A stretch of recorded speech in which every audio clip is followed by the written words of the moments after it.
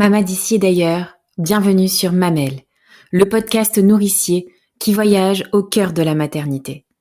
Célébrer l'enfantement, honorer toutes les histoires de femmes et de mères à la fois singulières et universelles.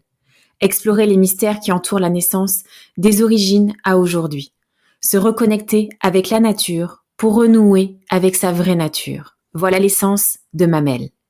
Je m'appelle Marion et j'ai créé cet espace pour te faire connaître cette vision à la fois avant-gardiste tout autant qu'ancestrale de la maternité. Ici, tu voyageras à travers les témoignages de mamans venues des 4 coins du monde qui te transmettront leur histoire de femmes et de mères, mais aussi leurs us et coutumes afférentes à la maternité. Mamelle se veut être un podcast qui renoue avec notre instinct primaire, primitif, animal, la femme sauvage qui sommeille en toi et qui reprend ses droits et sa place dans la nature et en connexion totale avec elle. Se nourrir, se ressourcer, accueillir ce qui y est pour révéler toute cette puissance intérieure que tu as en toi.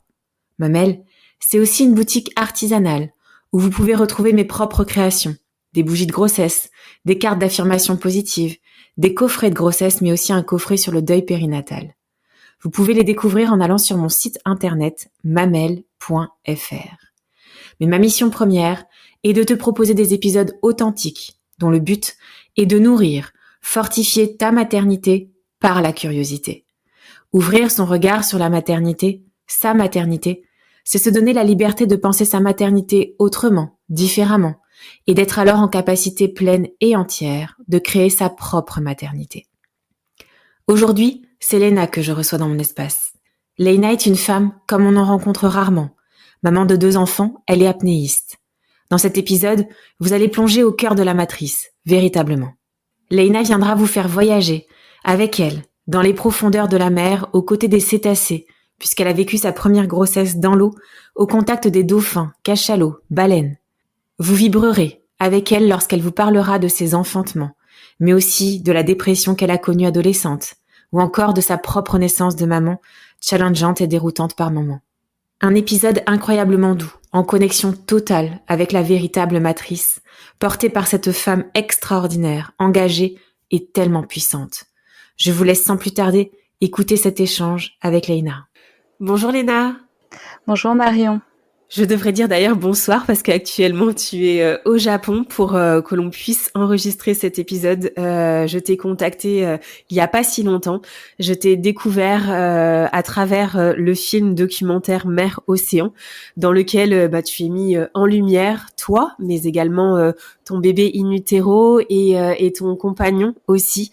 Un film en tout cas qui m'a bouleversée sur cette grossesse que tu portes au plus près des espèces marines et avec effectivement ce pouvoir de donner la vie que l'on ressent tout au long de ce film et voilà, je me suis dit je vais sauter le pas, je vais la contacter pour en tout cas en savoir davantage sur cette magnifique personne que tu es et j'ai eu le plaisir de découvrir davantage à travers le livre Les Voix de l'eau, en tout cas où tu participes en tout cas auprès d'autres merveilleuses femmes à nous transmettre une partie en tout cas de ta maternité à travers ce livre.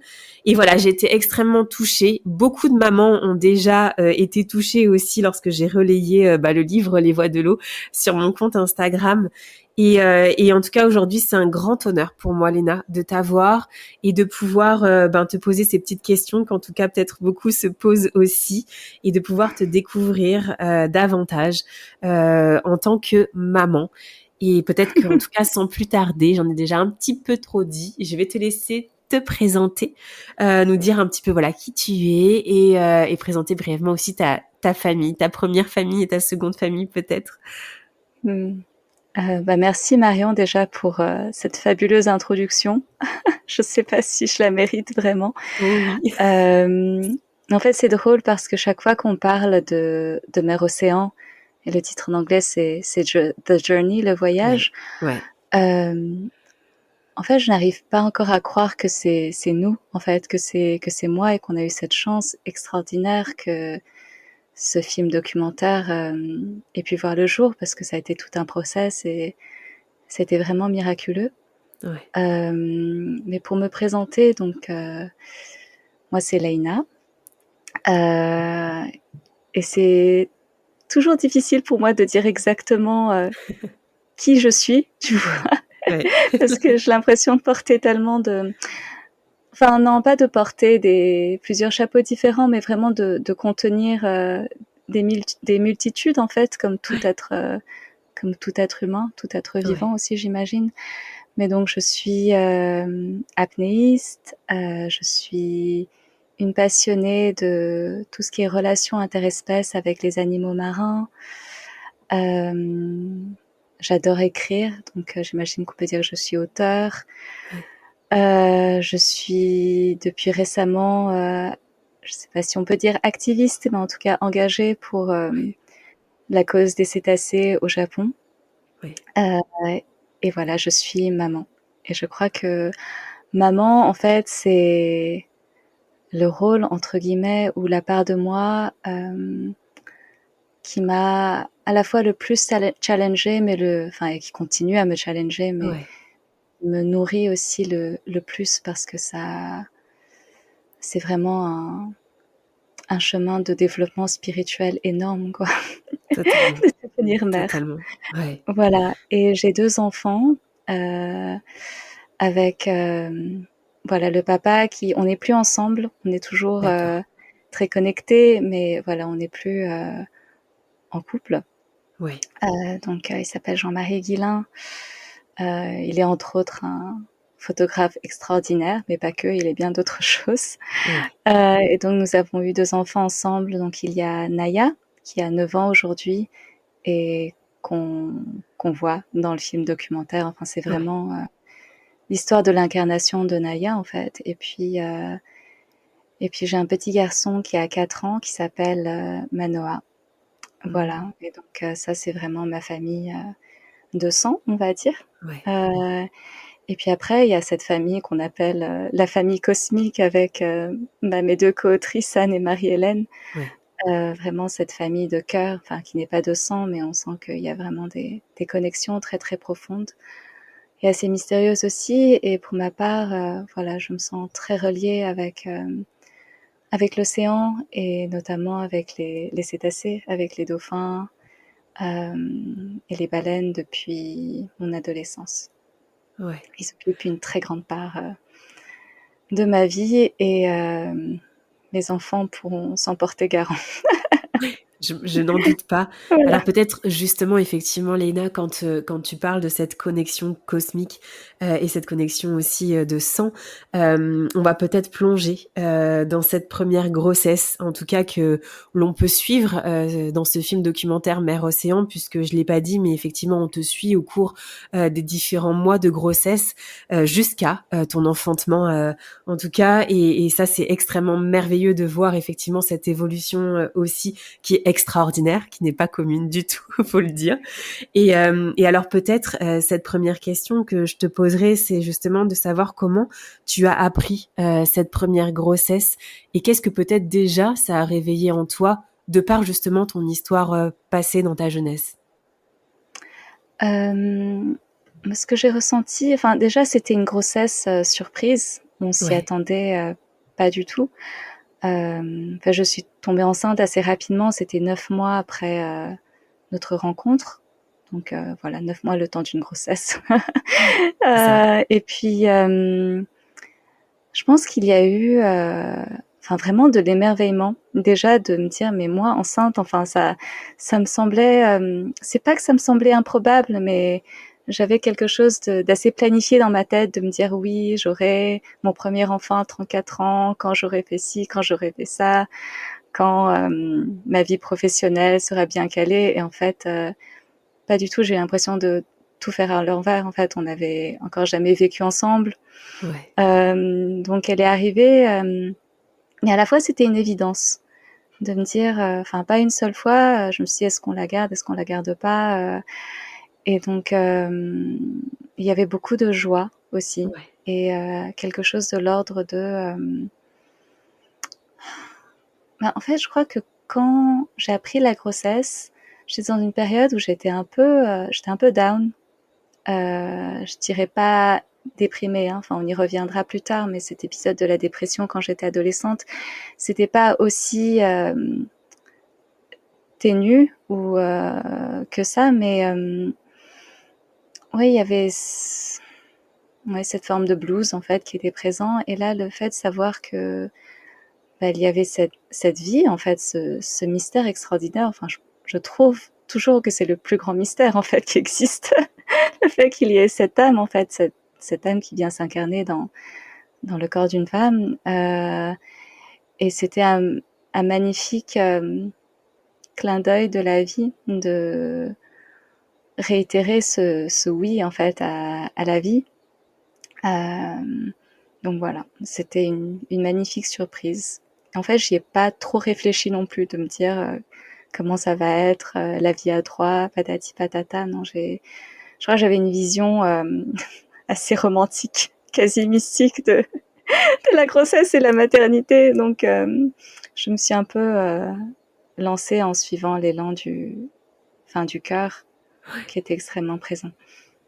Alors justement, cet élan du cœur t'a poussé, en tout cas aussi, à mener cette grossesse à bien à travers la matrice universelle, si j'ai envie de dire, mais à travers les différentes eaux, à travers le globe. Tu t'es jamais posé la question, en tout cas, d'arrêter l'apnée ou en tout cas de mener une grossesse en dehors de l'eau?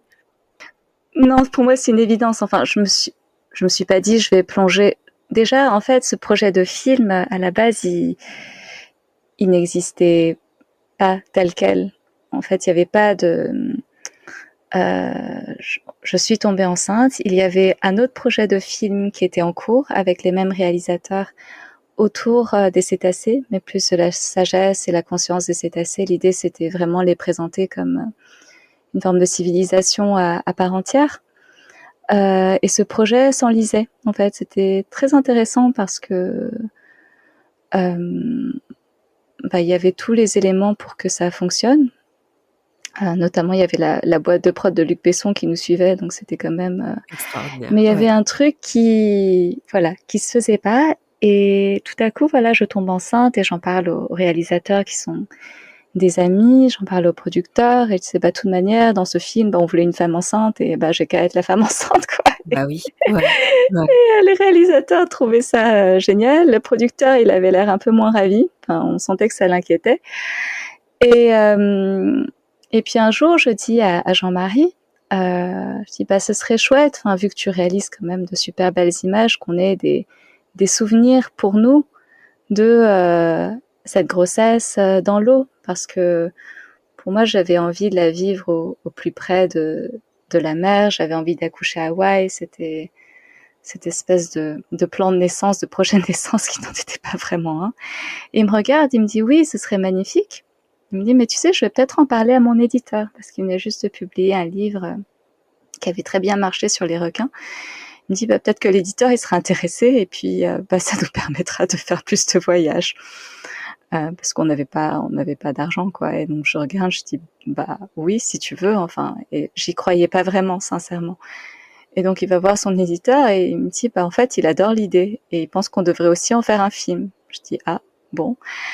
Et donc, j'en parle au réalisateur, à Anne Paris et Yann Kounen, et je leur demande, est-ce que ça vous dérangerait que on fasse ce film en attendant que l'autre commence, quoi. Et ils m'ont dit, non, pas du tout. Et puis, une semaine après, ils nous recontactent en disant, nous, on aimerait bien réaliser ce film aussi. Donc, on commence à écrire, mais en même temps, je me disais, ça fait plus de 3 ans qu'on réécrit l'autre film. Enfin, là, on va jamais avoir l'accord d'une chaîne à temps, parce que on était limité par l'horloge biologique. Mais il y a eu un coup de cœur de la part d'un couple de producteurs et de la part d'une chaîne.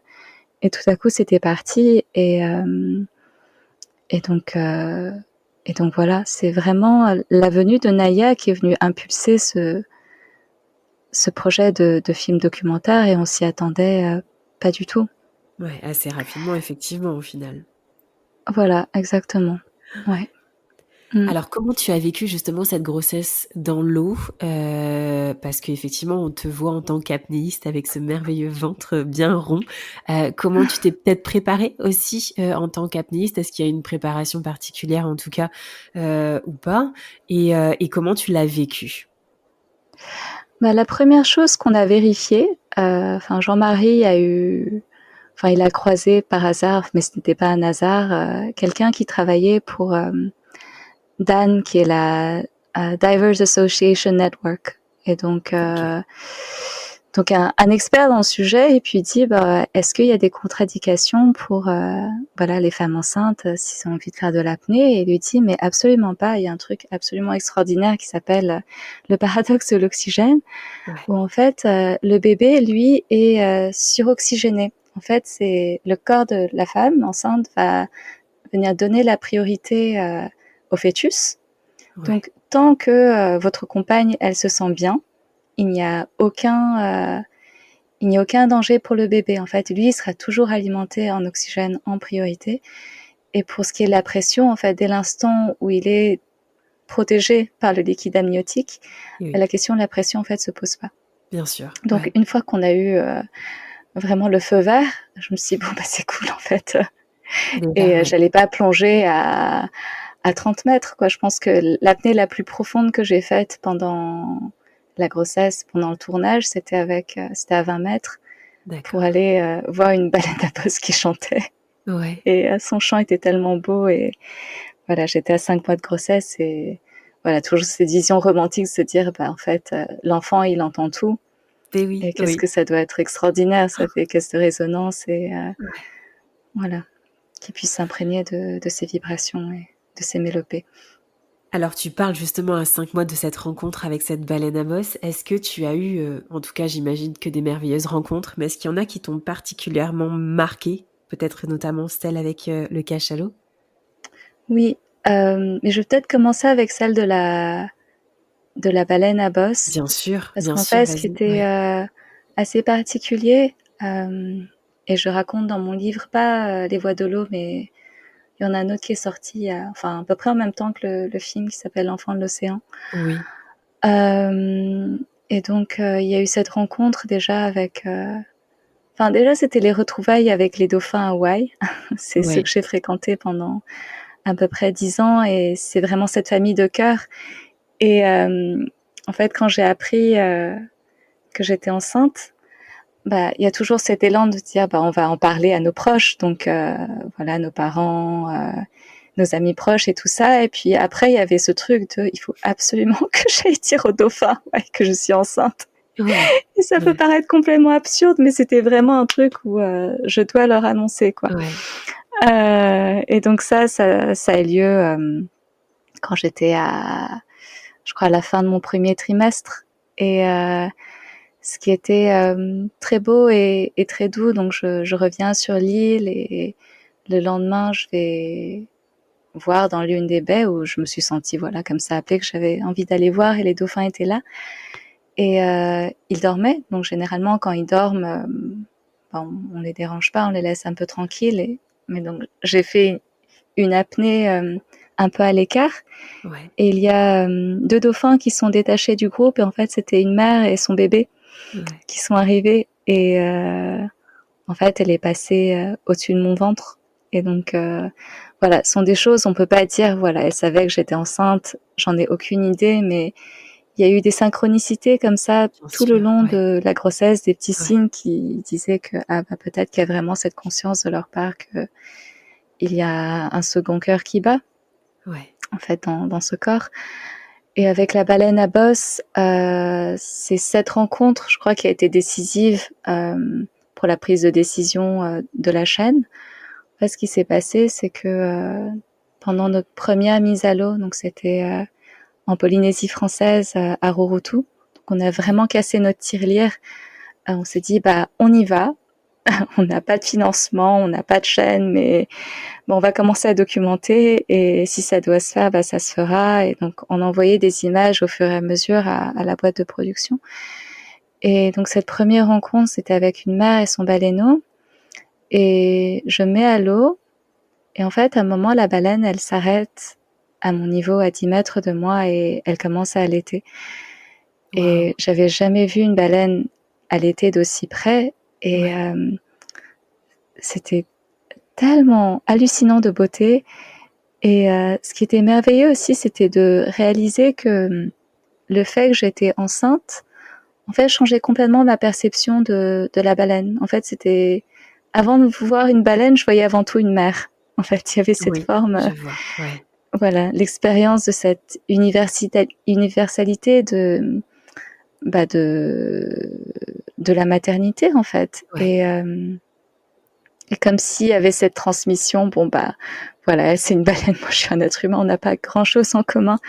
Mais quand même, oui, enfin, Ouais. nous sommes des mammifères, et donc ça, c'était vraiment un cadeau. Et après, oui, la rencontre, entre guillemets, la plus marquante, on a vraiment senti qu'il y avait la conscience chez l'autre, donc chez ce cachalot, que j'étais enceinte. Voilà, ça c'était, je crois, 6 ou 7 mois de grossesse, donc à l'île Maurice, donc ça, on était vraiment en plein tournage. Ouais. Et j'étais seule, enfin, j'étais seule, non, en fait, on essayait de tourner des plans et ça fonctionnait pas. Ouais. Et à un moment, j'en ai eu marre. J'ai dit, bon, on arrête parce que vraisemblablement, là, les cachalots, ils ont pas envie, et ça sert à rien d'essayer d'obtenir de belles images alors que, en réalité, le contact ne passe pas. Ne se fait pas, oui. Ouais. Et donc, je commence à nager de mon côté. Je dis, bon, je dois juste aller nager, donc je pars. Et tout à coup, enfin, je sais même plus comment il est arrivé là, mais il y a un cachalot qui était en face de moi. C'était un jeune cachalot et je sais pas si c'était un mâle ou une femelle. Et j'aurais pu tendre ma main et vraiment toucher son front. Il y avait vraiment cette proximité Ouais. assez incroyable. Et le cachalot a commencé à me scanner. Et donc, en fait, que ce soit les dauphins et certaines espèces de baleines, enfin en tout cas les baleines à dents, et le cachalot en est un, ont un système de sonar qui est une formidable machine à échographier. En fait, il peut vraiment dresser une image tridimensionnelle de notre corps. Ouais. Et donc, le cachalot me scanne, et donc non seulement je l'entends, mais vraiment je le sens à l'intérieur de mon corps et au niveau de mon bassin aussi. Et donc ça dure longtemps, ça dure plus d'1 minute. Et donc je vois vraiment dodener sa tête de gauche à droite, de gauche à droite. Et à un moment, il s'arrête. Et après, il se tourne. Et donc je vois son œil, il me regarde avec son œil. Et comme s'il me disait, mais est-ce que vous permettez que je continue? Et après, il se remet en position et il recommence à me scanner. Et la rencontre a duré peut-être 3-4 minutes. Et moi, dans ma tête, je me dis, waouh, en fait, on a le plan pour le film, parce que je pensais qu'il m'avait suivi, Jean-Marie et le cadreur qui s'appelle René Eusé. En fait, je me retourne, il n'y avait personne. Et tout le monde était sur le bateau, et voilà, me fait coucou de la main. C'était super. Et en fait, ce qu'ils m'ont dit, c'est qu'ils ont vu la scène se dérouler et ils sont approchés pour essayer de filmer. Et là, ils ont réalisé que le cachalot commençait à mettre de la distance dès que eux ils s'approchaient, et qu'ils ont souhaité privilégier l'expérience plus qu'autre chose, et donc ils ont décidé de garder leur distance. Donc on voit la scène de loin dans le film, enfin on dirait des ombres chinoises en fait, le cachalot. Et moi, on me voit en train de pédaler en arrière parce que je sais pas quoi faire, le cachalot qui continue à s'avancer. Et après sur le coup, je m'en suis pas rendu compte, mais en fait les cachalots ont une tête très carrée. Et en fait, quand ils sont de face, ils peuvent pas nous voir avec leurs yeux physiques. Et la seule manière dont ils peuvent nous appréhender, c'est avec leur sonar. Et donc, je me suis dit, en fait, il n'était pas intéressé par l'enveloppe extérieure. En fait, il était intéressé par ce qu'il y avait à l'intérieur, et donc, en l'occurrence, le bébé. Et donc, ça, j'ai trouvé ça génial. Alors peut-être, Léna, je me permets juste de faire une petite pause, en tout cas ici dans ta maternité, mais il y a un lien pour expliquer en tout cas à celles qui nous écoutent ce lien très fort que tu as avec la matrice, avec les cétacés. Tu en as vaguement, en tout cas, dit quelques mots tout à l'heure sur cet événement qui t'a marqué dans ta jeunesse, qui était la dépression que tu as connue. Et effectivement, tu l'as dit à plusieurs reprises, ce sont ces espèces marines, le contact avec l'eau aussi, qui t'a redonné goût à la vie. Est-ce que tu peux nous en dire un petit peu plus pour qu'on puisse en tout cas mieux appréhender aussi la suite de ta maternité? Oui, bien sûr. Donc à 14 ans, j'ai été frappée par cette dépression. Enfin, Ouais, j'appelle ça ce mal de terre fulgurant. ouais, Et donc ça a duré plusieurs mois. En fait, c'est arrivé un jour d'un coup comme ça. Et pendant quelques mois, j'étais incapable de. Bah, déjà, j'allais plus à l'école. Je sortais plus de l'appartement, puis après je sortais plus de ma chambre, puis après je sortais plus de mon lit. ouais, Et la personne qui m'a sortie de là, enfin au début c'était pas ni la mer ni les dauphins, c'était une thérapeute extraordinaire, une femme japonaise qui s'appelle Ayako Sekino. ouais, Je vais pas rentrer dans les détails, mais elle a fait un travail d'accompagnement juste dingue. Et en un mois à peu près, elle m'a sortie de cet état proche de la mort. En fait, je pense que si je l'avais pas rencontrée à ce moment-là, peut-être que j'aurais donné fin à ma vie. ouais, C'était vraiment à ce point. Et ce qu'elle a fait, et j'en parle parce que il y a vraiment ce lien aussi avec les cétacés. ouais, Ce qui m'a vraiment frappée chez elle au début, c'était le regard qu'elle posait sur moi. Et je m'explique parce que quand j'étais au fin fond de cette dépression, en fait, il y avait déjà cette étiquette de voilà, Leïna, elle est malade, elle est dépressive. Et donc tous les regards qui se posaient sur moi, c'était des regards soit de pitié ou vraiment ouais, d'inquiétude profonde. Et je sais que ça venait vraiment d'un espace de bienveillance et d'amour, mais quelque part, c'est vraiment un regard qui m'enfermait dans cet état de maladie. ouais, Dire voilà, elle est malade. Et donc, il y a Ayako qui déboule ouais, avec sa lumière et sa légèreté, qui est pas cette légèreté frivole, mais vraiment qui est ancrée dans cette forme de profondeur.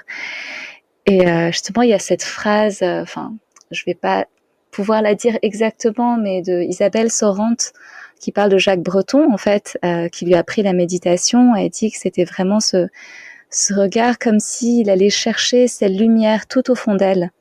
ouais, Et que c'était un regard à la fois vague et doux et profond, comme ceux des chats, comme si ce ouais, qui l'intéressait se ouais, trouvait ailleurs. Et c'est vraiment ce regard-là qu'elle a posé sur moi, comme si elle s'arrêtait pas du tout à Leïna dépressive complètement éteinte, mais qu'elle voyait cette lumière, l'essence, et qu'elle s'adressait à cette essence. ouais, Et à quelque chose qui est entré en résonance avec ça à l'intérieur de moi. En fait, à un moment, j'avais l'impression que en fait, je m'étais trouvée dans cette chambre, dans l'obscurité pendant, enfin, je sais pas si c'est des années, mais en tout cas des mois, sans m'en rendre compte, et que tout à coup, quelqu'un ouvrait la fenêtre en grand et qu'il y avait toute la lumière du jour qui entrait. Et ce regard, je l'ai retrouvé par la suite chez les dauphins et chez les baleines. Ce regard qui, on a l'impression que quelque part, il perçoit davantage de nous ouais, qu'on ouais, en est nous-mêmes capables. Et elle, voilà, donc Ayako m'a dit beaucoup de choses, mais l'une des choses qui m'a le plus marqué, voilà, 14 ans quand j'étais ado, c'est m'a dit, mais vraiment, suis ce qui te met en joie, parce que cette joie, en fait, cette vibration que tu ressens dans ton être, dans ton corps, elle t'indique que tu es vraiment aligné sur ton être profond. Enfin, c'est vraiment ta boussole. Et pour moi, à ce moment-là, clairement, la joie, c'était l'océan et ouais. les cétacés. À ce moment-là, 14 ans, tu pratiquais l'apnée déjà? Non. En fait, ce qui D'accord. était fabuleux, c'est que je ne pouvais pas pratiquer l'apnée parce que j'avais un problème à mon oreille gauche, Ah, problème de compensation. Voilà, pour ceux qui connaissent un peu la plongée en bouteille ou la plongée en apnée, Voilà, dès les premiers mètres, il faut compenser ses oreilles, sinon c'est extrêmement douloureux. Oui. Et quoi que je fasse, je ne pouvais pas faire passer cette oreille gauche. Et donc je sentais qu'il y avait vraiment cette attirance vers les profondeurs, mais je pouvais pas. Et quand j'ai commencé à sortir de la dépression, j'ai rencontré un éthiopathe extraordinaire qui m'a réglé ça en quelques séances. Ouais. Et c'est ça en fait qui m'a permis de devenir apnéiste. Merveilleux. Voilà. Déjà, on comprend mieux, je pense, pour celles qui nous écoutent aussi, ce lien que tu as avec l'eau et en tout cas, l'apport aussi que ça t'a nourri, que ça a nourri ton bébé aussi in utero lorsque tu nous parles effectivement de cette grossesse dans l'eau. Alors peut-être, Leïna, nous parler de ce projet de naissance. Tu l'as dit tout à l'heure, tu souhaitais accoucher à Hawaï. Est-ce que tu avais des souhaits précis? Je sais que dans le documentaire, justement, tu dis que tu ne souhaitais pas accoucher à l'hôpital. Est-ce que tu peux nous en dire un petit peu plus sur ce désir-là? Oui, alors en fait, la naissance à la maison, c'était vraiment une forme d'évidence. Mais comme je te disais, il n'y avait pas vraiment ce projet de naissance. C'est pas comme si je m'étais vraiment renseignée à ce sujet préalablement. Ouais. J'y suis allée comme ça, sans beaucoup de préparation. Et les seuls livres que j'avais lus avant que je ne tombe enceinte autour de la grossesse et la naissance, c'était Mettre au monde de Patrice Van Hersel. Oui. Et puis après, il y en a un autre qui m'a beaucoup marqué. Et je m'en suis souvenue ce matin, en fait, quand je pensais à notre échange. C'est Les 9 marches, histoire de naître et de renaître, un regard spirituel sur la grossesse et la naissance, Oui. d'Anne Tu sais, Givaudan. Léna, je te confie que moi aussi. Ah oui, d'accord, c'est vrai. Oui, vraiment, c'est le livre qui m'a ouvert énormément de portes. C'est incroyable, ouais. Ah, c'est génial. Donc, c'est des ouvrages plus à portée philosophique et spirituelle, quoi. Donc, complètement, ouais, incroyable. Voilà. Donc, Patrice Van Hersel, c'est un homme, mais il parlait de la péridurale, voilà, grossesse, accouchement à l'hôpital, accouchement à la maison et tout ça. Donc, j'avais lu des témoignages de femmes. Mais pour moi, quand j'ai su que j'étais enceinte, c'était, voilà, naissance à la maison, sage-femme, Hawaï si possible, et donc, et pas de péridurale. Voilà. Et j'ai pas de jugement de valeur par rapport à ça, mais c'était juste, voilà. Pour moi, c'était comme ça et pas autrement. Et donc, j'ai eu beaucoup de chance de rencontrer une sage-femme que j'ai trouvée géniale. Et Jean-Marie était rassuré aussi parce que lui, il était moyennement, au début, il était moyennement chaud sur l'idée de la naissance à la maison. Il me disait, mais Leïna, c'est quoi ton rapport à la douleur? Ça, je m'en souviendrai toujours. Je te regardais, je me dis, mais c'est quoi ce genre de question? C'est quoi mon rapport à la douleur? Enfin, je ne sais pas. Je veux dire, je n'ai pas accouché, donc je pourrais pas te dire. C'est vrai. On peut pas savoir avant. Mais voilà, on peut vraiment pas savoir avant. Mais ce qui était beau avec elle, avec Nina, et j'ai aussi accouché de Manoa, de notre garçon avec elle, mais c'est qu'elle a vraiment cette énergie de doyenne. Enfin, je crois que quand je l'ai rencontrée, elle devait avoir 60, 61 ans. Ouais. Mais elle est aussi accompagnante dans les départs, dans la fin de vie. Ouais. Et donc, de savoir qu'elle est connectée aussi au deux bouts du spectre d'une existence humaine, autant dans la naissance que dans les départs. Enfin, je trouvais ça super rassurant. Et donc, voilà, c'est celle qui m'a accompagnée, mais je l'ai rencontrée peut-être au tout début de ma grossesse. Et après, on était tout le temps en voyage. Et donc, on est arrivé, je sais pas, 3 semaines avant la date prévue de l'accouchement. Ouais. Donc, voilà, c'était vraiment tout au début et tout à la fin qu'elle a été avec moi. Alors peut-être, est-ce que, on l'a pas dit, mais effectivement, au cours de ce film documentaire, on te voit également, donner naissance. On est avec toi, on te suit, un film, une façon de filmer en tout cas qui n'est pas du tout intrusive. Je trouve ça très très beau d'ailleurs la façon dont c'est filmé, mais comment toi tu as, en tout cas ressenti et vécu ce moment-là de se dire que tu allais être filmé au cours de ton enfantement, et peut-être comment tu as pu toi aussi te mettre dans ta bulle avec ton compagnon à ce moment-là où on vous voit vocaliser aussi ensemble, un moment vraiment tout en douceur dans votre bulle en définitive. En fait, je sais pas si j'emprunterais le mot douceur parce que je l'ai vécu. C'était tout sauf un moment doux pour moi. Enfin, même si oui, il y avait de la douceur. Et je crois que ce qui était beau dans ce film, en fait, dans ce tournage, c'est que il y avait que Anne et Yann. Et parfois, il y avait leur fille India qui avait 10 ans, mais elle n'était pas là au moment de... Enfin, elle dormait. Quand j'étais en train d'accoucher, elle dormait en bas. Mais je les connaissais depuis déjà quelques années, donc il y avait juste ce sentiment de faire ce voyage en famille, un espèce de road trip filmé. Et je me suis même pas dit oui, en fait, ça va être filmé. Et dans ma tête, oui, je sais que ça va être un film, mais j'y pensais pas du tout. Et je crois qu'il y a vraiment eu un choc le jour où je l'ai vu sur grand écran. Au moment de l'avant-première, je me suis dit, mais en fait, tout le monde va me voir accoucher. Je vais me voir accoucher sur grand écran. Et j'étais mais pétrifiée. Et puis bon, après, ça allait, mais non, c'est pas parce qu'ils étaient là que c'était pas doux, mais c'était vraiment extrêmement initiatique. La première heure, mais je me suis dit, mais en fait, je vais mourir. Les contractions m'ont fauché, mais c'était d'une douleur. Et je crois que je me tordais sur le lit et j'avais l'impression qu'on broyait l'intérieur. Je me suis dit, mais c'est pas possible. Et ce qui était extraordinaire, c'est qu'à un moment, parce que je me disais, oui, je vais être accompagnée par les dauphins, les baleines, enfin. Et en fait, pas du tout. La première vision qui m'est apparue après cette heure vraiment entre guillemets de torture, c'est la figure de Pélé. Alors Pélé, c'est la déesse du volcan sur l'île d'Hawaï. Et j'étais pas du tout connectée à Pélé. Enfin, je la connaissais. Je sais elle est très présente sur l'île parce que l'île d'Hawaï, c'est cette île avec le volcan actif. Bien sûr. Et on dit que Pélé réside là dans ce volcan. Et donc enfin, c'est pas que je faisais des hallucinations, mais vraiment, je regarde et il y a Pélé dans le coin de la chambre. Et c'est comme si il y avait vraiment ce truc où elle me disait, mais je me suis sentie très en colère, en fait, contre cette douleur. Et je me suis dit, mais en fait, il faut que je canalise ce feu. En fait, je peux pas me laisser... donc, il faut que je me laisse traverser par cette force élémentaire, en fait, qui fait que je suis en train d'enfanter.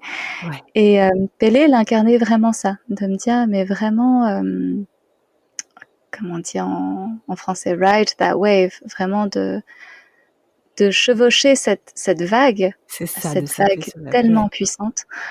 Et c'est à ce moment-là que les sons ont commencé. C'est parce que j'ai vu que dans la liste des questions que tu m'avais envoyées, et c'était pas du tout, on s'était pas entraîné, c'était pas une pratique qui était installée, mais c'est venu instinctivement où j'ai commencé enfin c'était même pas à chanter, et c'était tellement différent de ma gamme, ma tonalité habituelle. Et après Jean-Marie, il s'est rejoint, enfin il me rejoint là-dedans. Et je sentais que vraiment les sons, les vibrations des sons m'aidaient à vraiment à m'ancrer, en fait, à accueillir les contractions, et à devenir quelque part cette force élémentaire. Et que je sentais aussi la dilatation du col aussi qui se passait à travers, voilà, à travers le chant. Et puis après, c'est super intéressant parce qu'en fait, j'ai retrouvé un texte que j'ai écrit juste après la naissance, quelques jours là avant. Et donc, j'ai retrouvé des détails que j'avais oubliés, mais il y a eu cette tristesse énorme à un moment qui est remontée. Et je me suis dit, mais en fait, je peux pas ressentir cette tristesse. Qu'est-ce qui se passe? Et ce que j'ai compris, en fait, c'était vraiment l'énergie de la dépression qui remontait à la surface, et que c'était pas du tout en lien avec l'arrivée de Naya. Évidemment que non, c'était pas, j'étais pas triste d'accoucher, mais que c'était cette peur, en fait, de dire oui à la vie pleinement, parce que jusqu'à ce que je devienne mère, en fait, je crois que quelque part en moi, il y avait toujours cette possibilité de fuir, de me dire, mais si ça devient difficile, il y a toujours une porte de sortie. C'est ça. Et là, quand on devient mère, en fait, non, il n'y a pas de porte de sortie. Enfin, tu traverses quoi qu'il arrive. Et donc, je crois qu'il y a eu cette confrontation, en fait, à ça. Et puis après, cette peur de la mort, mais en fait, je pensais que j'avais pas peur de la mort, parce que j'avais ce rapport très ambivalent à la vie, quelque part, à travers la dépression. Mais là, tout à coup, j'ai cru que mon cœur allait exploser dans ma poitrine. Et ça, c'était pas doux, c'était très intense aussi. Et donc, j'ai traversé toutes ces étapes-là. C'est vraiment comme un passage et un chemin initiatique que tu décris là, c'est incroyable. Ouais, c'était vraiment... ouais, ça m'a bien fait travailler. Et en fait, je crois que j'étais complètement dilatée au bout de 2-3 heures. Ouais.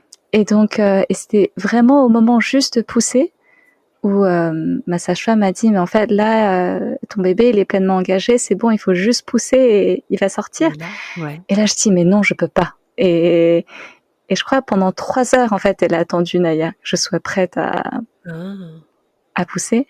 Et en fait, tout allait bien. Enfin, son rythme cardiaque, son pouls, tout était OK. Et quand elle est sortie, en fait, elle a même pas pleuré. Elle a juste fait un espèce de A, et puis elle m'a regardée.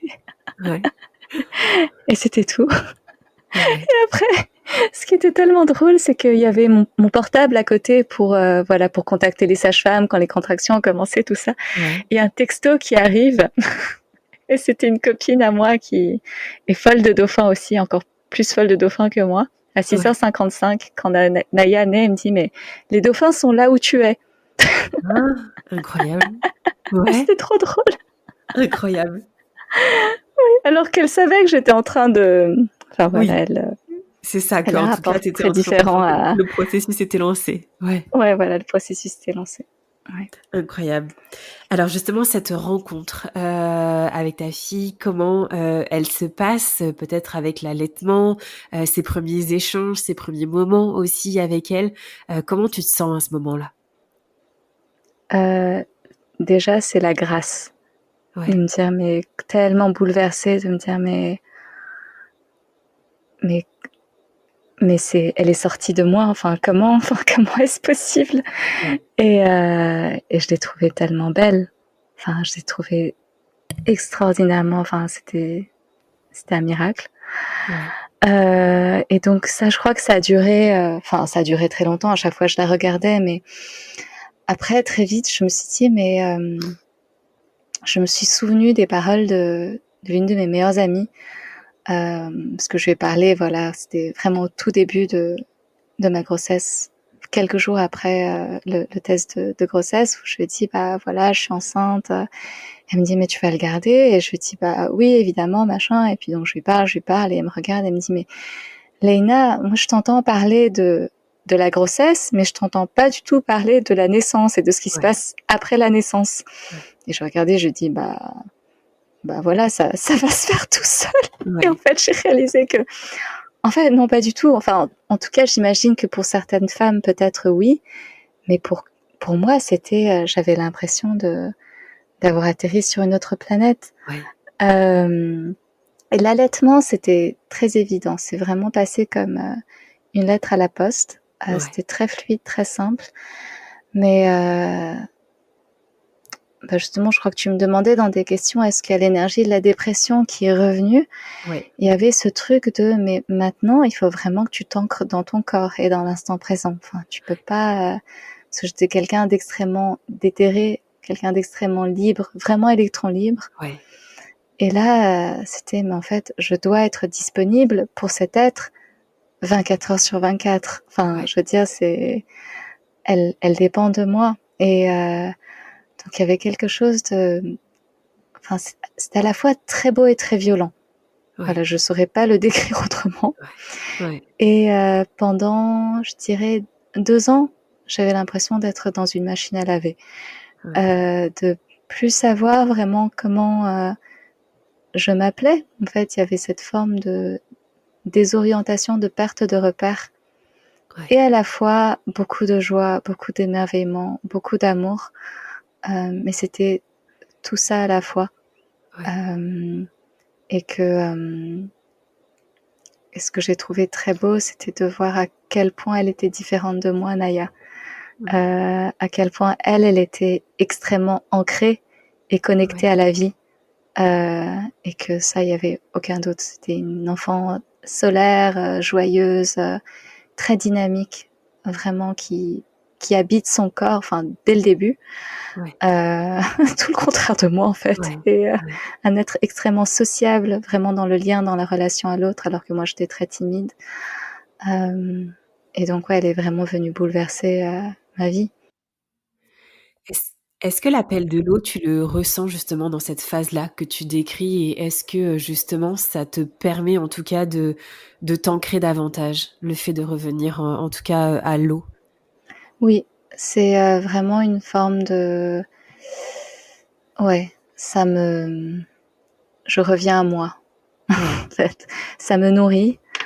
Et donc c'est essentiel dans ma maternité parce que voilà, comme ça me nourrit, ça me permet d'être plus disponible à ma fille. Ouais. C'est essentiel. Et ça a été très dur en fait, le retour à... En fait, je crois que ça a commencé à devenir difficile quand on a changé de lieu de vie. En fait, on a passé les 3 premiers mois, je crois, à Hawaï. Et après, on a dû revenir en Belgique, en ville. Et donc Bruxelles, c'était une ville que je connaissais pas du tout. Enfin, c'était pas complètement étranger parce que j'ai été élevée à Paris, donc voilà, c'est pas très loin de Paris et j'ai mes repères. Mais tout à coup, déjà, après avoir vécu 10 ans à Hawaï, je crois que j'étais plus trop faite pour habiter en ville. Et donc il y avait ça, et en plus le fait d'être nouvelle maman. Et c'est à partir de là que c'est devenu un peu compliqué. Ouais. Alors peut-être justement aussi nous parler de cette seconde naissance en tant que mère, avec l'arrivée de ton deuxième enfant, donc ton fils. Oui. Tu l'as dit tout à l'heure, donc tu as donné naissance aussi à ton fils à Hawaï, c'est bien ça, si j'ai bien noté? Oui, c'est ça. Ouais. Alors, est-ce que tu as mené en tout cas une grossesse aussi dans l'eau avec ton fils, et quel a été aussi ce second enfantement? Comment s'est-il passé? Alors, j'avais souhaité de la douceur. Et finalement... on en a quand même à un moment donné. Non, j'avais souhaité de la douceur.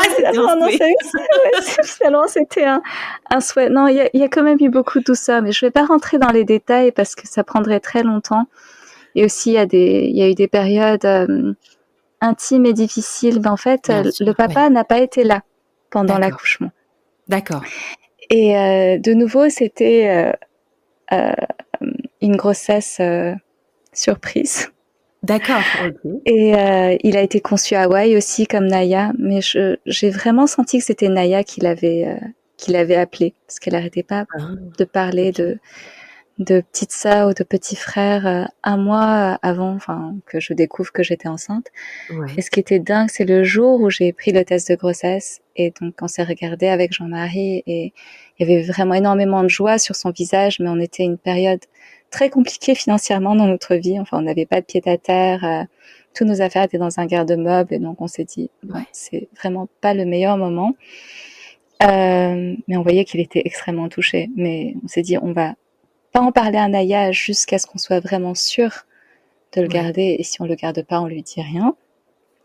Et donc on est sous la douche, Naya et moi, et elle me touche le ventre, qui était plein. Elle me dit, ton ventre il est gros, tu as un bébé. Et je la regarde, je dis, mais non Naya, qu'est-ce que tu racontes? Et elle me dit, je sais pas, je pense que t'as un bébé. Et après elle a complètement zappé qu'elle avait même dit ça. C'est un truc qui lui est sorti comme ça. Et donc Manoa, je crois que encore plus que Naya, c'était l'enfant dauphin, dans le sens où moi ce que j'ai vraiment senti pendant la grossesse avec Naya, où il y avait quand même des doutes et des peurs, parce que on savait que j'allais accoucher à Hawaï, mais après où est-ce qu'on allait vivre? Est-ce que c'était à Bruxelles? Est-ce que c'était ailleurs? Il y avait vraiment beaucoup d'incertitudes, et ce que j'ai ressenti auprès des dauphins, notamment des dauphins aux Bahamas, c'était quelque chose d'autre que la famille nucléaire. En fait, c'est les dauphins, quand on les observe, en fait, les enfants, même s'il y a ce lien entre le mère et l'enfant qui est très présent et très fort. Ouais. Il y a vraiment ces notions de collectif. Donc, en fait, les enfants sont les enfants de la tribu, les enfants de la communauté. En fait, c'est toute la tribu qui va élever les enfants dauphins. Ouais. Et donc, il y a quelque chose qui m'a vraiment rassurée, enfin, qui m'a vraiment semblé juste me dire, mais finalement, même si c'est une configuration assez atypique qu'on a, Jean-Marie et moi, on saura s'entourer. Et Naya saura s'entourer d'adultes, enfin de personnes ressources d'une famille vraiment de cœur, qui va être sa communauté et qui va la soutenir. Et Manoa, c'était encore plus ça. En fait, déjà, voilà, le papa n'était pas là. Et je me suis dit, waouh, est-ce que en fait, j'ai vraiment pris la bonne décision de le garder? Enfin, c'est horrible à dire, mais il y a vraiment eu ce doute-là. Et enfin, quand j'ai compris qu'il assisterait pas à la naissance, et c'est pas qu'il en avait pas envie, je vais pas dire le pourquoi du comment, mais bref, quand j'ai compris que ce serait Naya et moi, et par chance il y avait ma maman qui était là à ce moment-là, donc c'était pas forcément prévu, je suis allée me réfugier dans la mer, voilà, comme ce que tu disais tout à l'heure, et sa naissance était prévue pour la pleine lune, et en fait à Hawaï, autour de la pleine lune, les dauphins viennent dans les baies, généralement. C'est comme ça, c'est un espèce de pattern. Et donc, je me suis dit, il faut que j'aille dans les baies, il faut que j'aille voir les dauphins. Et en fait, ils étaient là, je sais pas, 4 jours d'affilée, mais plus d'une centaine. Et ils ont fait la fête. Et pour moi, c'était vraiment ce truc de, ok, les dauphins sont là. Il est guidé, c'est bon.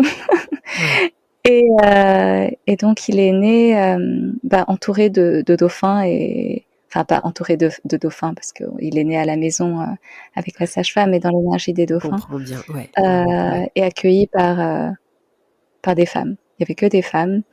Et Naya qui s'est improvisée doula. Alors c'était pas du tout prévu qu'elle soit là, mais elle n'arrivait pas à dormir. Et la première heure, en fait, je crois que c'est pas que je hurlais, mais je devais faire beaucoup de bruit, ça l'a réveillée.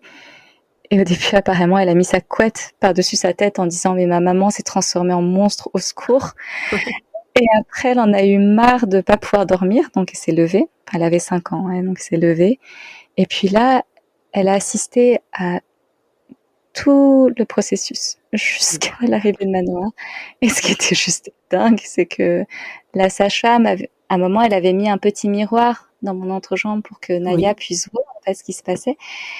Et je l'entendais me dire « Ah maman, on voit sa tête, maman !» Elle me disait « Pousse, il faut pousser plus fort !» Elle me disait « Ah non, le bébé est rentré, tu n'as pas poussé assez fort !» Elle me disait « Ah, il y a du sang qui coule, attends, je vais aller te chercher un mouchoir. » Et donc, elle me tamponnait entre les jambes. Je disais « Naya, ma chérie, ça va. Tout va bien. » Mais elle était... mais c'était incroyable, hein. C'était vraiment... c'est presque comme si elle avait pris la place du père, quoi. 5 ans. Et donc après, le bébé naît, Manoa arrive, elle coupe le cordon ombilical avec la sage-femme. Elle regarde le cordon, elle le trouve trop beau, elle me dit « Waouh, il est trop beau, on va en faire un collier. » Je dis « Non, il va pas rester comme ça très longtemps. » Puis après, elle regarde le placenta, elle observe avec la sage-femme, elle dit « Waouh, c'est incroyable. » Enfin, donc il y avait plus aucun secret pour elle. Puis le lendemain, elle me dit « Mais tu sais, maman, moi je sais pas si je vais avoir d'enfant. » Je dis « Mais pourquoi ?» Elle dit « Bah, ça avait l'air de faire vachement mal quand même. » Et je dis « Mais ma chérie, tu sais, ça c'est moi. Mais il y a d'autres femmes qui enfantent en chantant des mantras, tu sais. » Et mon gars, elle me dit « Ah, bah moi je ferais comme ça alors. » Je dis « Ok, c'est bon. Elle est pas traumatisée, c'est super. » Ça va, Voilà, ça va. Donc, c'était assez unique en son genre aussi. Et ce lien, justement, parce que c'est vraiment un lien de naissance pour le coup, parce qu'entre un frère et une sœur, c'est assez incroyable comme rencontre. Est-ce qu'ils l'ont conservé a posteriori? Oui, alors Naya, je rigole parce que dernièrement, elle a 9 ans et c'est drôle, même à 9 ans, je sens qu'il y a cette forme de préadolescence qui commence à s'installer. Donc parfois, c'est un peu les montagnes russes et dit, mais en fait, moi, je voulais une petite sœur, pas un petit frère et machin. Et donc, elle dit ça, mais les moments vraiment cruciaux où, notamment, je pense à une période difficile que j'ai traversée qui a duré 1 mois, où Manoa devait avoir 1 an et donc Naya, elle avait 6 ans. Et donc, elle voyait que j'arrivais pas à bien m'occuper de Manoa. Enfin, je m'occupais de lui, mais que j'étais pas aussi disponible et en tout cas pas aussi heureuse, à dire. Et en fait, qu'elle se faisait énormément de soucis pour lui. Et je me suis dit, mais en fait, je peux pas faire ça, quoi. Je peux pas, elle peut pas être, c'est comme si elle essayait d'endosser à la fois le rôle de la mère et du père, de se dire, mais en fait, il faut que je m'occupe de mon petit frère. Donc, ou des moments où il tombe, où il se fait mal, et là, tout à coup, c'est pas une enfant que j'ai en face de moi, quoi. C'est presque comme si elle avait grandi trop vite par l'absence du papa. Parce que je crois qu'elle a senti qu'il y avait une place à combler, et donc, oui, je crois qu'elle l'aime de toutes ses tripes, en fait, son petit frère. Et... Bien sûr. Et lui, pareillement. Alors justement, peut-être continuer sur cette phase. Tu dis que tu as eu à nouveau une phase en tout cas très difficile, que tu as décrite là à l'instant de 1 mois. Mais est-ce que cette maternité, alors avec ta fille et ton fils, de manière plus générale, t'as aussi en tout cas réconcilié avec les humains si on lit cette histoire-là avec l'histoire de ta dépression où tu avais le mal de terre, comme tu l'as justement décrit, ou peut-être tu as encore des moments de vide, en tout cas avec ce mal de terre qui revient. Non, plus vraiment. En fait, je crois que ça s'est arrêté. Il y a eu cet épisode difficile et non.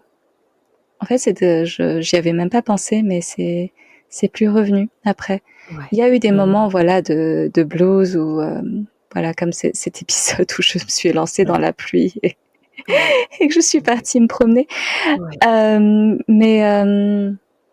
En fait, oui, je disais même avant que Manoa naisse que Naya, pour moi, elle avait vraiment pris la relève des dauphins, dans le sens où il m'avait vraiment... les dauphins m'ont réconciliée avec cette incarnation humaine, et Naya, pareillement, d'une manière différente, certes, mais c'est vraiment cet ancrage à la vie. Et quelque part, je sais pas si c'est le mot juste, mais c'est mon rock, en fait, Naya. Enfin, je veux dire... Et pareil pour Manoa. Quand j'étais petite, ma mère me disait que parfois je partais au large, comme ça, toute seule à la brasse. Enfin, je partais comme ça parce que j'aimais beaucoup nager, ça me faisait pas peur et ça me faisait du bien. Mais parfois je me disais, mais peut-être qu'elle va pas revenir, Laïna. Et que il y a eu plusieurs instances où elle a ressenti ça, et effectivement, maintenant, chaque fois que je pars me baigner, enfin, je me dis jamais je vais pas rentrer, mais il y a toujours ce fil symbolique qui me relie au rivage, parce que ils sont là, et en fait, je les porte, mais ils me portent tout autant, peut-être encore plus. Ouais, on le ressent beaucoup. Ouais. Voilà.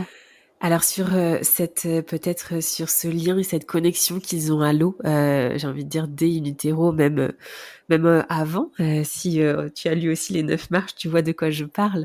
En tout cas, cette connexion qui est très forte avec la matrice aussi et avec les eaux. Comment aujourd'hui, en tout cas, tes enfants perçoivent aussi l'engagement que tu portes, dont tu as évoqué en début d'épisode, pour les cétacés? Comment ils le perçoivent? En fait, en étant déjà aussi Naya... engagée que toi, peut-être. Oui, non, enfin déjà Naya, on posait souvent la question, mais quel est son rapport à l'eau? Est-ce qu'elle adore les dauphins et tout ça? Et moi je disais, oui et non. En fait, pour elle, ça n'a rien d'exceptionnel. En fait, elle a ce lien à l'eau qui est très évident, très fluide. c'est une enfant super tonique, que ça soit sur terre ou dans la mer, mais cette aisance dans l'eau. Et puis après, les dauphins, elle a vu ses premiers dauphins quand elle avait quelques mois. Donc, et là, j'aimerais bien l'emmener de nouveau, parce que je pense qu'à 9 ans, elle peut ressentir davantage de choses, plus de subtilité. Mais elle m'accompagnait toujours dans mes retraites, parce que j'avais pas le choix, en fait. Elle venait avec moi. Quand elle avait 2 ans, elle était avec moi à Sataya. Et donc, pour elle, c'est OK, les dauphins, voilà, sont les dauphins, ça fait partie de la vie de maman, ils sont là tout le temps.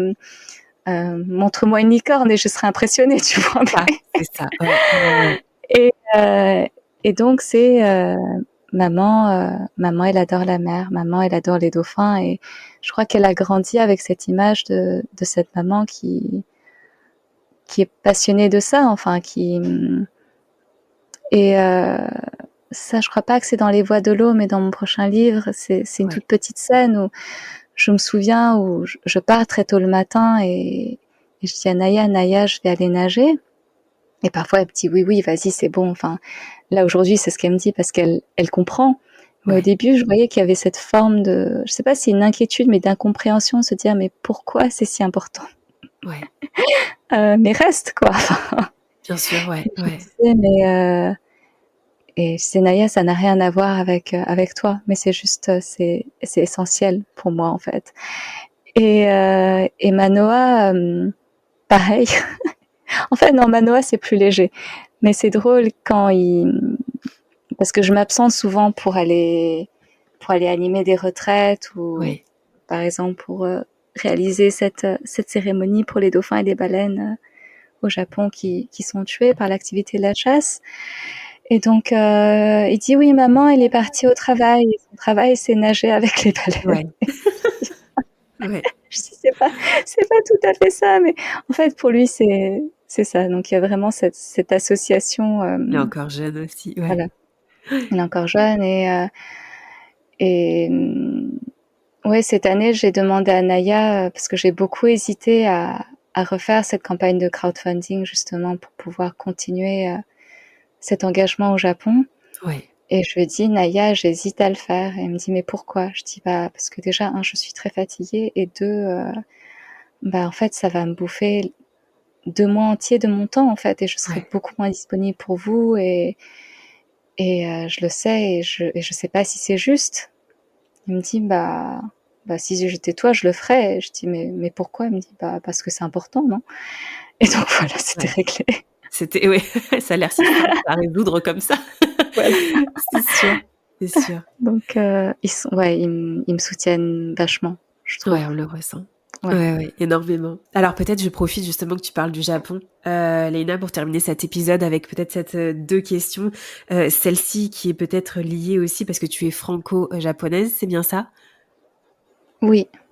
Et justement, ça faisait partie d'une de mes questions et celle que je pose aussi souvent en fin d'épisode sur l'une des cultures aussi d'origine de la maman, savoir si toi, en tout cas, tu es très liée à ta culture japonaise et est-ce que tu as en tout cas des rituels ou en tout cas des façons de faire, des visions peut-être, des perceptions que tu pourrais nous transmettre ici qui sont peut-être différentes de celles que l'on a en France sur la maternité, sur l'enfantement ou sur des soins ou des rituels peut-être avec le nourrisson?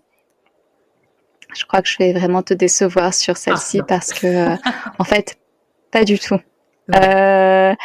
J'étais pas du tout connectée à la culture japonaise jusqu'à très récemment. En fait, c'est vraiment grâce à Manoa. Parce que c'est Manoa qui nous a amenés ici, de manière directe ou indirecte, sur cette île qui s'appelle Yakushima. Où j'ai vraiment eu la sensation de reconnecter avec mes racines et de comprendre davantage d'où je viens et d'où le Japon vient aussi. Parce qu'en fait, je suis née à Tokyo, mais on est parti très vite à Paris quand j'avais 1 an et demi. Donc, il y a cet héritage japonais. Enfin, je le sens dans... en fait, tout ce que j'ai été amenée à transformer aussi. Oui, mais c'est ça. Rapport à la vie, aux autres, à l'expression de soi et tout ça. Enfin, c'était des choses plus lourde à porter qu'autre chose. Ouais. Mais là, en venant ici, il y a toute cette part de beauté, de reliance, de la connexion à la nature, au divin, au sacré, que je connaissais pas du tout et qui se révèle. Mais ça, c'est plus à travers les rituels avec les dauphins, les baleines et Ouais. les gens que je rencontre. Donc, non, quand je suis tombée enceinte de Naya ou de Manoa, je me sentais pas du tout connectée au Japon, C'est très intéressant clairement. aussi ce que tu décris justement avec cette coupure en tout cas et qui revient après la naissance de ton fils sur cette culture. Oui. Mais effectivement, je pense qu'il y a énormément de rituels aussi que tu partages sur tes réseaux en tout cas avec l'eau Oui. et avec les cétacés, avec les dauphins. Et ça, je trouve ça hyper riche en tout cas. Et j'invite toutes les mamans qui nous écoutent, si ce n'est pas déjà fait, à aller voir en tout cas tout ce que tu nous transmets, nous partages. Je te laisserai en tout cas le mot de la fin, Leïna. Alors déjà, je ne sais pas si tu as pu en tout cas déposer tout ce que tu souhaitais ou si on a oublié un sujet que tu souhaitais partager. Dans ce cas-là, c'est le moment de le faire. Et sinon, je te laisserai le dernier message aux mamans qui nous écoutent. Hmm. Non, je crois que je sais pas si j'ai tout dit, mais je crois que j'ai déjà dit beaucoup. Ouais. Oui, cette dernière question de qu'est-ce que je souhaiterais transmettre aux autres mamans, c'est la question que j'ai trouvée la plus difficile parce Et je me que, doute. Ouais. en fait, je me sens tellement atypique. En fait, Ouais. Ouais. ma maman me dit parfois, mais en fait, elle le dit pas méchamment, elle le dit vraiment en rigolant, mais en fait, tu es la personne la plus improbable pour devenir mère. Je dis merci. Ouais. c'est, Ouais. c'est, c'est gentil. Et oui, oui et non. Mais ce que j'aimerais partager, en fait, j'ai lu très récemment un très beau texte. Donc il est en anglais, mais je vais pas le lire parce qu'il est en anglais et il est Ouais. long aussi. C'est d'une poète qui s'appelle Andrea Gibson et elle parle de la notion de self-love. Ouais. Donc je crois que ça se dit amour propre, mais Oui, c'est voilà, ça. c'est Ouais. plus, c'est vraiment pas l'égocentrisme, hein, mais c'est Non, plus du la tout. Oui. capacité Ouais. de nourrir un amour profond, soutenant, sincère pour soi-même. Ouais. Et en anglais, self-love, donc il y a vraiment cette notion de soi qui est très présent. Ouais. Mais ce qu'elle dit, c'est que en fait, ce terme est très trompeur parce que elle a réalisé qu'elle était le plus dans cet amour quand il y avait cette notion de soi qui se désagrège, en fait, qui se dissout et qui n'est plus dirigée vers elle, sa personne, son Ouais. persona, mais finalement que cet amour commence à s'expandre, elle dit dans toutes les directions pour englober quelque chose de beaucoup plus vaste et qui nous ramène dans ce sentiment d'appartenance, de rentrer à la maison. Et ce qu'elle dit, c'est très beau, c'est d'être complètement accueilli dans les bras de l'univers et tout en étant complètement consciente que les bras de l'univers sont aussi les siens. Et oui.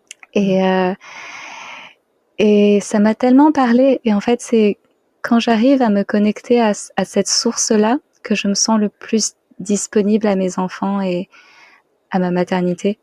Et en fait, pour moi, en tout cas, quand je suis devenue mère, c'est quand j'ai traversé de la manière la plus révolutionnaire cette expansion, en fait, cet étirement Ouais.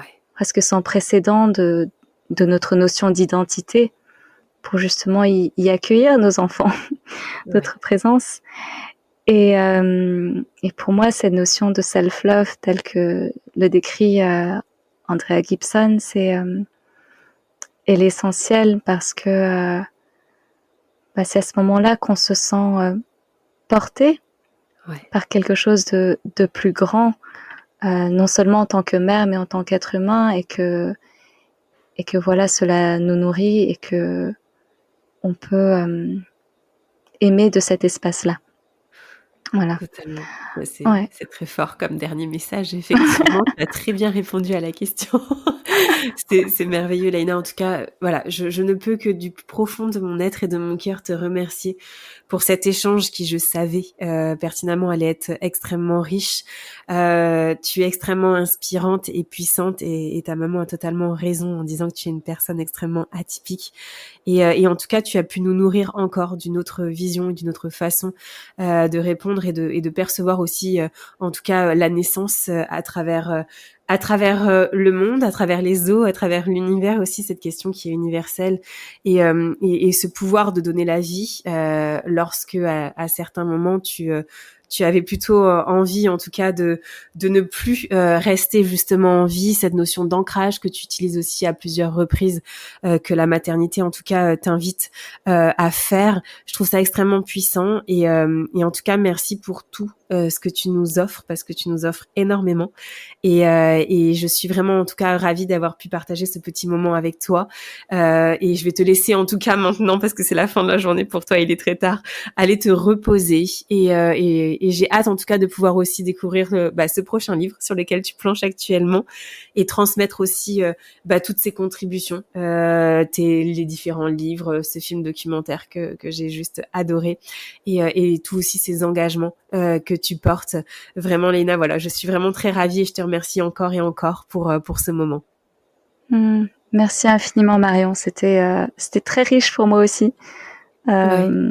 Ouais, c'était très différent de tous les autres podcasts parce que c'était centré sur la maternité, qui est quand même un sujet, c'est à la fois central et je crois le sujet sur lequel il m'est le plus difficile m'exprimer. Ouais. Donc, vraiment merci pour cette opportunité. Merci Léna, vraiment pour tes mots et ta confiance et à bientôt en tout cas. Oui, à bientôt. Mama, merci pour ta fidélité et ton écoute si précieuse pour moi et toutes les mamas auditrices. Si tu as aimé cet épisode, n'hésite pas à t'abonner, commenter, liker mon podcast, mais aussi à t'abonner à mon compte Instagram Mamelle le podcast pour y retrouver les moments phares des épisodes et bien plus. Mamelle, c'est aussi un site internet, mamelle.fr, où tu retrouveras des informations précises sur les différentes façons d'incarner sa maternité, mais aussi une boutique en ligne où tu pourras t'offrir ou offrir un coffret envoûtant, original, avec des trésors venus d'ici et d'ailleurs. Alors n'hésite pas à parler de Mamelle autour de toi. Cet épisode est terminé. Je te dis à très vite pour un nouvel épisode, mais en attendant de se retrouver, maman, n'oublie pas, ta maternité t'appartient. Elle est un univers aussi merveilleux que le monde à explorer.